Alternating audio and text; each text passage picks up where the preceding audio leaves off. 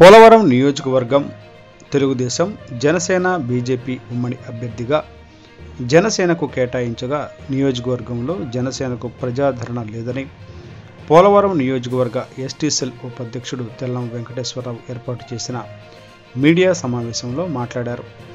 చంద్రబాబు నాయుడు ఒక్కసారి పునరాలోచన చేయాలని కోరారు. గత 5 సంవత్సరాల నుంచి టీడీపీ ఇన్ఛార్జిగా పోలవరం నియోజకవర్గంలో బొరగం శ్రీనివాసరావు అందరికీ సుపరిచితుడేనని, కష్టాల్లోనూ ఆపదలోనూ ప్రతి ఒక్కరిని ఆదుకున్న వ్యక్తిగా గుర్తింపు పొందారని ఆయన తెలిపారు. అటువంటి వ్యక్తికి ఈరోజు పొత్తులో భాగంగా జనసేనకు సీటు కేటాయించడంతో పోలవరం నియోజకవర్గంలోని టీడీపీ శ్రేణులు కార్యకర్తలు నిరుత్సాహంతో ఉన్నారు.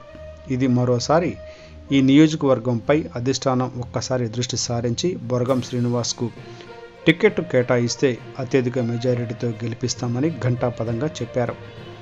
మహిళలు కూడా వారి ఆవేదనను వ్యక్తం చేశారు.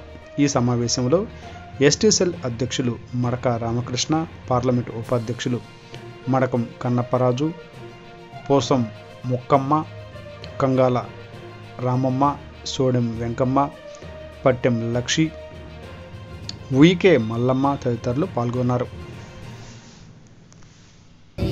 కళ్యాణ్ శ్రీ బాలరాజు మంచోడే కాదంటలేదు. ఆయన మీద గుండెల మీద ప్రేమ పెంచింది, చూసింది, అభిమానించింది, అందరి గుండెల్లో ఉండేది. బొరగచ్చీని ఒకటేనండి. కష్టపడి 5 సంవత్సరాలు కష్టపడి నేనున్నాను. అందరికి ఎవడు యాక్సిడెంట్ అయినా, ఎవడు ముంపు ప్రాంతమైనా, ఎవడు చచ్చిపోయినా, ఎవరికి దినాలైనా ఏ అయినా ప్రతి దానికి నేనున్నానని ప్రతి కూడా సాయం చేసాడండి. డోహరా మహిళలకి నేనైనా అందరం మేము డోహరా మహిళలు మీ ఆఫీసులో ఉంచి మేము బొరగచ్చి నిగ్గిత్తాకి మేము నిగ్గిచ్చేసామండి. ఆయనకి ఉమ్మట అభ్యర్థిగా ఎవరికి ఇవ్వక్కర్లేదండి. బొరగచ్చిని మించిదని కోరుకుంటున్నాం. మేము డోహరా మహిళలు మేము బొరగచ్చి నిగ్గిచ్చి సీఎం గారి దగ్గర పెడతామని